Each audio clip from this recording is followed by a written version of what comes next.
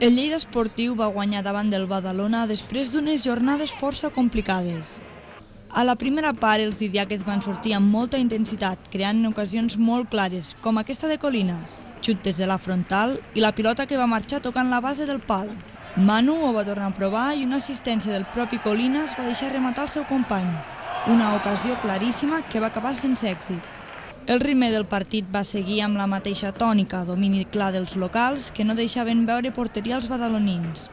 El moment clau per als lleidatans va ser al minut 34 amb la falta del visitant Amantini que va veure la segona groga.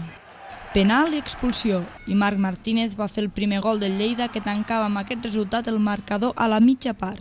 Sí, la verdad es que otros días hemos hecho más méritos para adelantarnos y hoy en un partido cerrado en el que, bueno, habíamos tenido seguramente las mejores opciones, pero tampoco excesivas, bueno, pues una jugada, como tú dices, determinante por lo que ha supuesto, pues nos hemos puesto por delante y yo creo que bueno, hemos tenido una buena victoria porque hemos sido capaces de manejar bien el partido en las condiciones que estaba. Al segon temps, els blaus van sortir per assegurar la victòria. Contraatacs, aproximacions i jugades molt clares. Així va arribar el segon gol del Lleida.